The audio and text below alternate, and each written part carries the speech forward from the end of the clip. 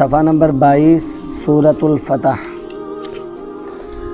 اعوذ باللہ من الشیطان الرجیم۔ سورۃ الفتح مدنیہ۔ بسم اللہ الرحمن الرحیم۔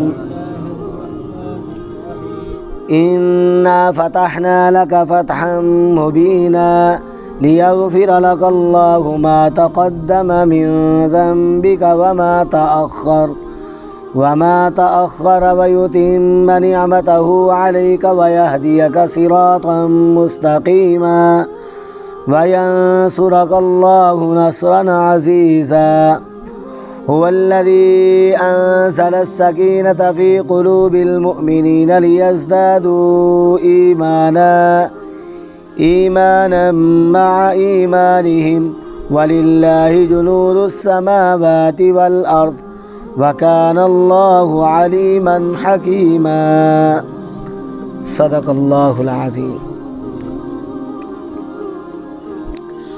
کل اللہ تبارک و تعالیٰ کے فضل سے ہم نے قرآن پاک کی سورہ محمد کو پڑھا تھا، مکمل کیا تھا۔ آج اللہ کی توفیق اور اللہ تعالیٰ کے فضل سے ہم اللہ کے کلام کی سورۃ الفتح کو شروع کر رہے ہیں۔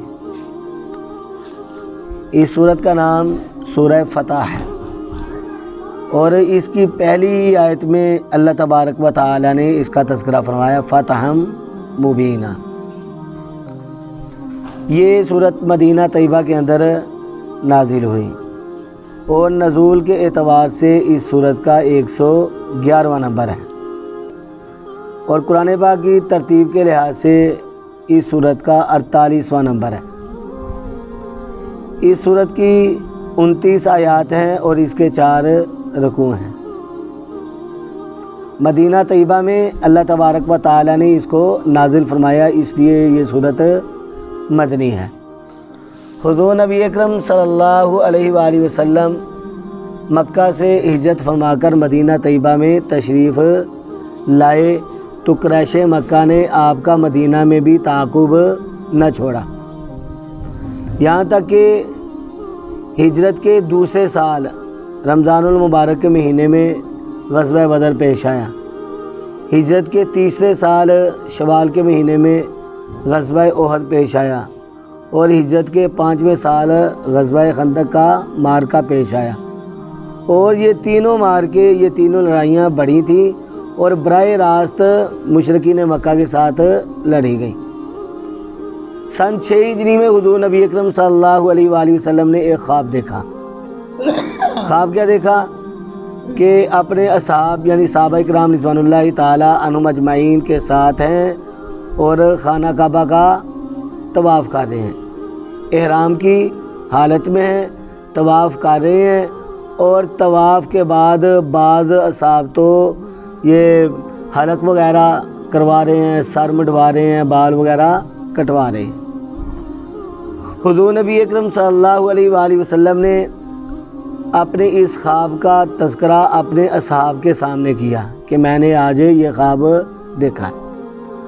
اب خواب کے متعلق یہ بات ذہن نشین کر لیں کہ خواب دیکھا جائے تو اس کا یہ مطلب نہیں کہ اس کی تعبیر فوری طور پر سامنے آ جاتی، جلدی بھی آ جاتی ہے اور بڑی تاخیر کے ساتھ بھی آتی ہے۔ جیسے حضرت یوسف علیہ السلام نے بچپن میں خواب دیکھا اور 40 سال کے بعد اس کی تعبیر جو ہے ان کے سامنے آئی، تو اس لیے یہ ضروری نہیں ہے کہ خواب کو رات کو دیکھا ہے اور صبح کے وقت تعبیر جو ہے وہ سامنے آ جائے، ایسی بات نہیں ہے۔ بہرحال حضور نبی اکرم صلی اللہ علیہ وآلہ وسلم نے یہ خواب دیکھا، صحابہ کو سنایا، تو صحابہ کے دل کے اندر یہ خیال پیدا ہوا کہ اسی سال عمرہ کی غرض سے جانا پڑے گا یا جانا ہے۔ حضور نبی اکرم صلی اللہ علیہ وآلہ وسلم نے بھی صحابہ اکرام رضوان اللہ تعالی عنہم اجمعین کو یہ فیصلہ سنایا کہ ہم عمرے کے لیے جائیں گے، آپ لوگ تیاری کر لیں اور ساتھ اپنے دفاع کے لیے کچھ ہتھیار وغیرہ بھی لے لیں، تاکہ اگر مشرکین مکہ مزاحمت کریں تو ہم ان سے شکست نہ کھائیں۔ تو 1500 صحابہ کرام رضوان اللہ تعالیٰ عنہم اجمعین حضور نبی اکرم صلی اللہ علیہ وآلہ وسلم کے ساتھ تھے، کم و بیش، لیکن منافق کوئی ساتھ نہیں تھا۔ منافق کیوں نہیں تھے ساتھ؟ اس کے بارے میں آتا ہے کہ جب منافقین کو پتہ چلا کہ یہ جا رہے ہیں تو ان کے دلوں کے اندر یہ خیالات تھے کہ 3 جنگیں جو ہیں یہ مشرکین مکہ کے ساتھ لڑ چکے ہیں، اب یہ ان کے گھر میں جا رہے ہیں، تو اگر یہ ان کے گھر میں گئے، وہاں پر گئے تو یہ بچ کر واپس نہیں آئیں گے۔ اگلے رکوع کے اندر اللہ تعالیٰ نے ارشاد فرمایا لَن يَنْقَلِبَ الرَّسُولُ وَالْمُؤْمِنُونَ إِلَىٰ أَهْلِهِمْ أَبَدًا، یہ کہ ہرگز نہیں واپس لوٹیں گے رسول اللہ صلی اللہ علیہ وآلہ وسلم، والمؤمنون اور مومنین بھی کبھی واپس پلٹ کر نہیں آئیں گے۔ اب ان کا خیال تو یہ تھا کہ یہ تو وہاں پر جا رہے ہیں، 3 جنگیں ان کے ساتھ لڑ چکے ہیں، اب یہ جنگ تو ان کے گھر میں لڑنے کے لیے جا رہے ہیں، اس لیے یہ واپس نہیں لوٹیں گے۔ اور انہوں نے فیصلہ کر لیا کہ جب یہ ان کے گھر لڑنے کے لیے جا رہے ہیں تو موت کے منہ میں جانے والی بات ہے، تو ہم میں سے کوئی بھی موت کے منہ میں جانے کے لیے تیار نہیں ہے۔ نتیجہ کیا ہوا؟ کوئی بھی منافق جو ہے وہ ساتھ آپ صلی اللہ علیہ وآلہ وسلم کے اس سفر میں نہیں گیا۔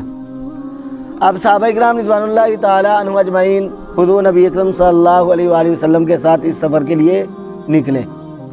مدینہ طیبہ سے تقریباً 6 میل کے فاصلے پر ایک مقام ہے ذوالحلیفہ، یہ میقات بھی ہے۔ میقات کسے کہتے ہیں؟ جہاں سے احرام باندھ کر آگے عمرے کے لیے جایا جائے یا حج کے لیے جایا جائے۔ تو ذوالحلیفہ، وہاں سے میقات سے احرام باندھا۔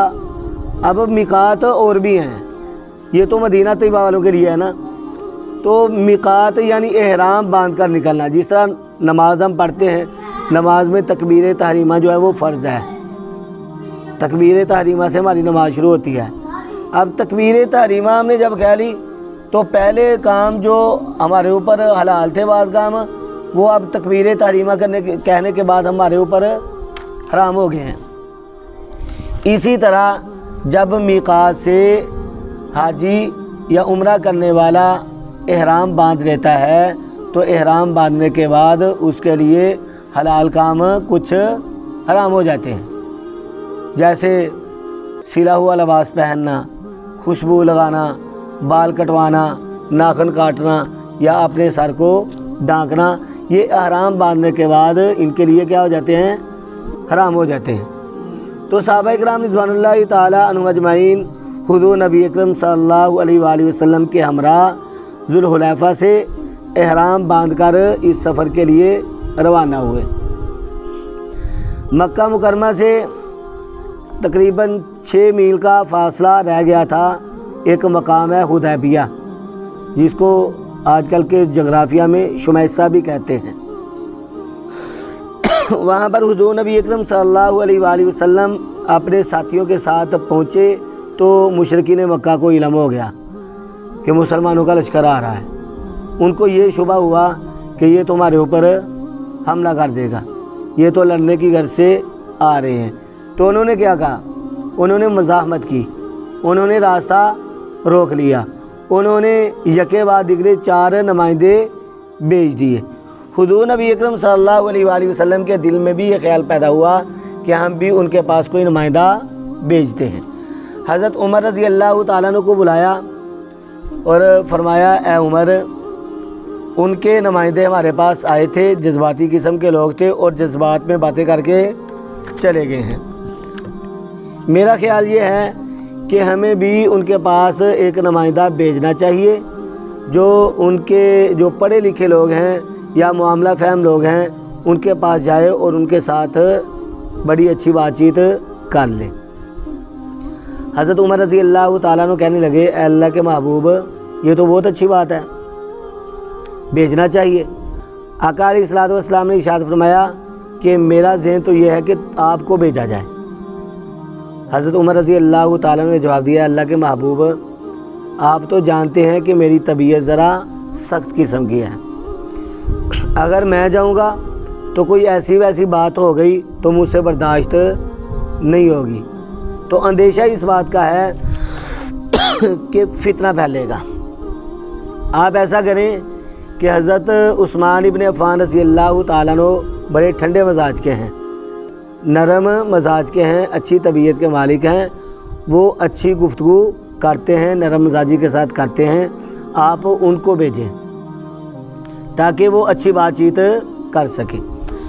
تو فیصلہ یہی ہوا، حضرت عثمان ابن عفان رضی اللہ تعالیٰ عنہ کو حضور نبی اکرم صلی اللہ علیہ وآلہ وسلم نے اپنی طرف سے قاصد اور نمائندہ بنا کر بھیج دیا۔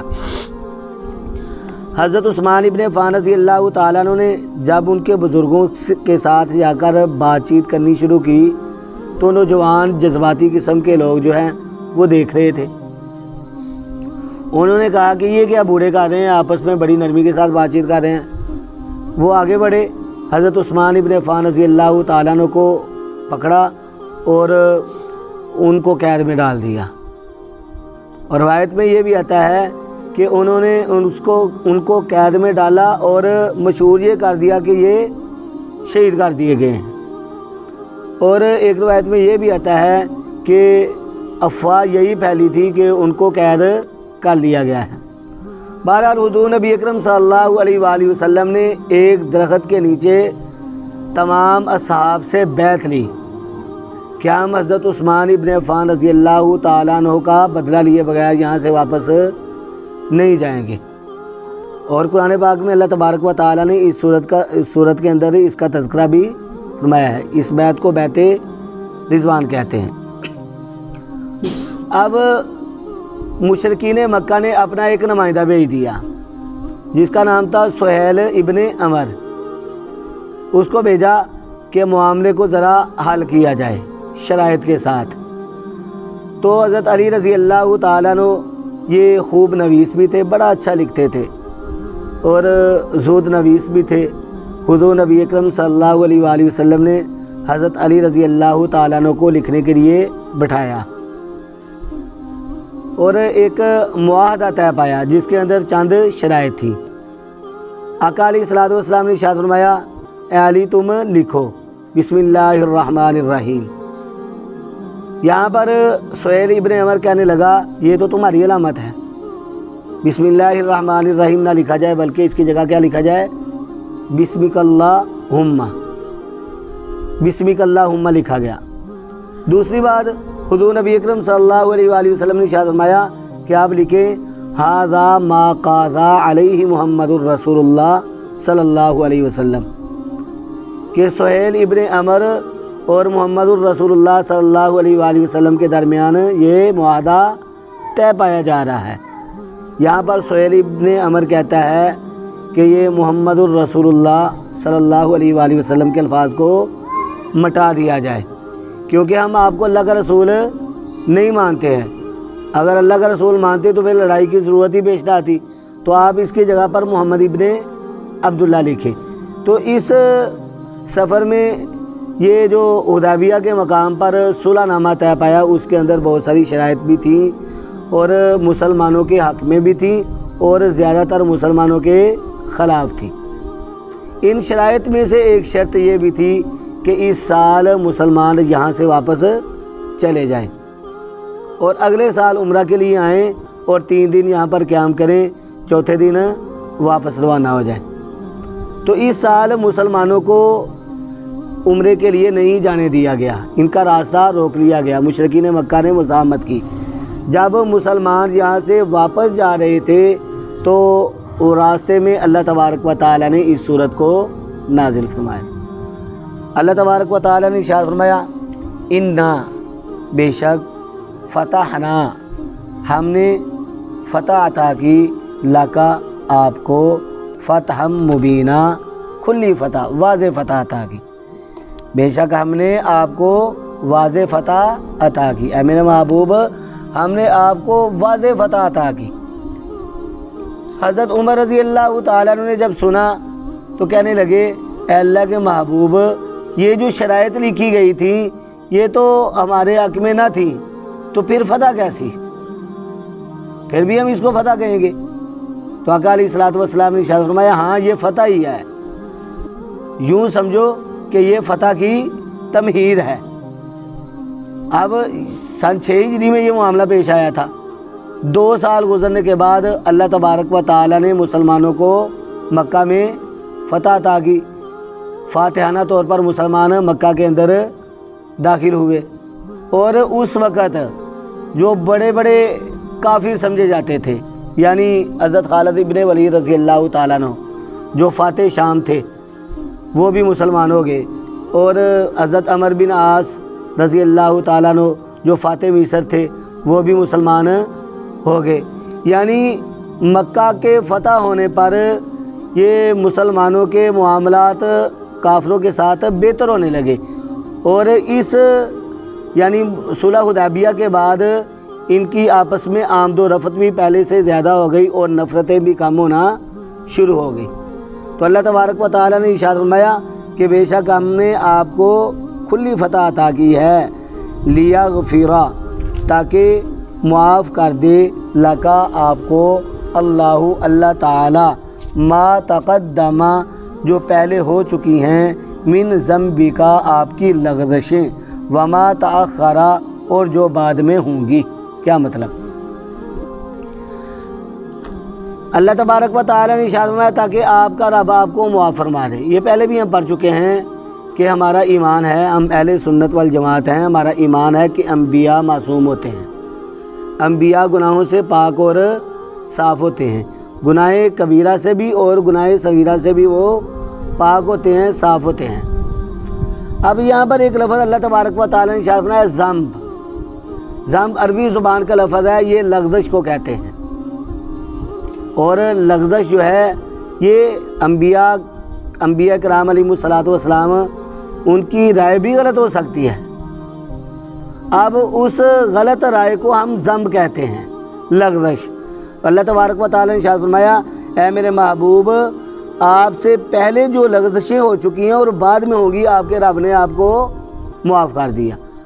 آپ صلی اللہ علیہ وآلہ وسلم سے لغزش ہوئی کہ بدر کے موقع پر قیدیوں کے بارے میں آپ صلی اللہ علیہ وآلہ وسلم سے ایک لغزش ہوئی، اللہ تعالیٰ نے تنبیہ فرما دی۔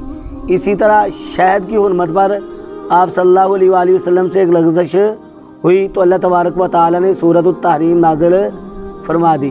یعنی جتنا جس کا مقام اور مرتبہ ہوتا ہے اسی کے مطابق اللہ تبارک و تعالیٰ اس کو سمجھ عطا فرماتے ہیں، اسی کے مطابق اللہ تبارک و تعالیٰ اس کو روکتے ہیں، اور اسی کے مطابق اللہ تعالیٰ اس کی گرفت فرماتے ہیں۔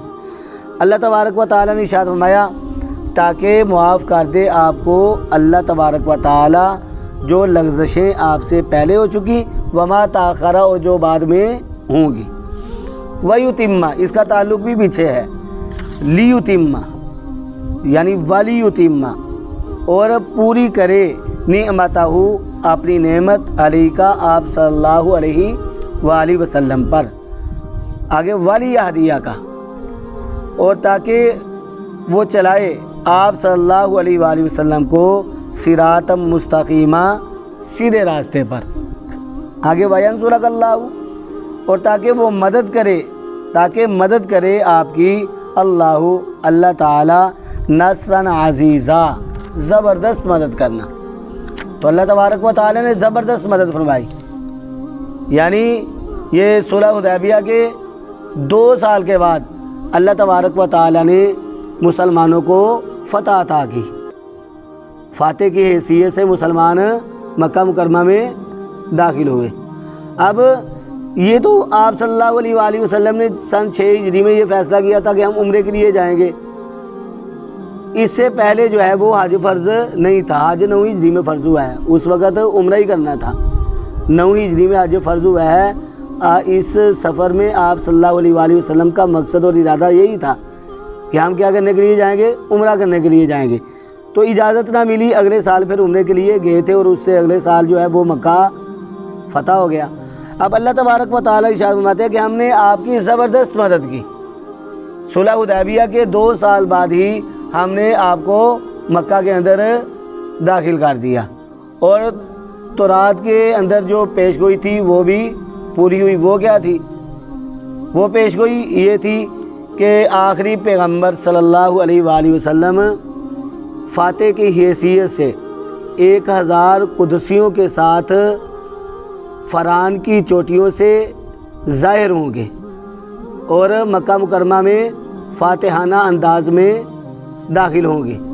یہ تورات کے اندر بھی اس بات کی پیش گوئی تھی، تو اللہ تبارک و تعالیٰ نے اس پیش گوئی کو بھی پورا فرمایا اور مسلمانوں کی اللہ تبارک و تعالیٰ نے مدد کی، اور اس مدد کا تذکرہ اللہ تبارک و تعالیٰ نے فرما دیا کہ مدد کی آپ کی اللہ تبارک و تعالیٰ نے نصرًا عزیزہ، زبردست مدد۔ اس سے آگے اللہ تبارک و تعالیٰ نے اس مدد کے بعد جو مسلمانوں کو سکونت، تسلی اور اطمینان عطا کیا، اللہ تبارک و تعالیٰ نے اس کا تذکرہ فرمایا ہے۔ فرمایا هو الذی، وہ ذات ہے، کون؟ یعنی اللہ کی ذات وہ ذات ہے، انزل، جس نے اتاری، السکینۃ، سکینت، سکون عطا کیا، اطمینان عطا کیا، سکینت عطا کی، فی قلوب المؤمنین، مومنین کے دلوں میں۔ اللہ تبارک و تعالیٰ نے مومنین کے دلوں میں ایسی تسکین عطا کی، لیزدادوا، تاکہ وہ زیادہ ہوں، ایماناً، ایمان میں، مع ایمانہم، اپنے ایمان کے ساتھ، یعنی ان کا ایمان اس سے اور بھی بڑھ گیا، مزید ہو گیا۔ صحابہ کرام رضوان اللہ تعالی عنہم اجمعین تو پہلے ہی ایمان میں کامل تھے، لیکن جب اللہ تبارک و تعالیٰ نے اپنی مدد اور نصرت اور اس کے ساتھ ساتھ تسکین عطا کی تو وہ پہلے سے زیادہ مضبوط ہو گئے، ان کے ایمان مضبوط ہو گئے اور ان کو استقامت بھی مل گئی۔ اللہ تبارک و تعالیٰ نے ارشاد فرمایا وَلِلَّهِ، اور اللہ ہی کے لیے ہیں، جنود، لشکر، السماواتی، آسمانوں کے، والارض، اور زمین کے۔ اللہ تبارک و تعالیٰ جس لشکر کو چاہے بھیج دے، وہ چاہے تو مچھر کے لشکر کو بھیج دے، وہ چاہے تو ابابیلوں کے لشکر کو بھیج دے، وہ چاہے تو فرشتوں کے لشکر کو بھیج دے۔ یہ اللہ تبارک و تعالیٰ غلبے والے ہیں، اللہ تبارک و تعالیٰ جو چاہے کرتے ہیں۔ فرمایا وکان اللہ، اور ہے اللہ تبارک و تعالیٰ علیماً، جاننے والا، حکیماً، حکمت والا۔ اللہ تبارک و تعالیٰ سے دعا ہے اللہ رب العزت ہمیں صحیح معنوں میں اپنے کلام کی تلاوت کرنے والا، اس کے ساتھ محبت کرنے والا اور اس کو سمجھنے والا اور اس پر عمل کرنے والا بنائیں۔ وآخر دعوانا ان الحمد للہ رب العالمین۔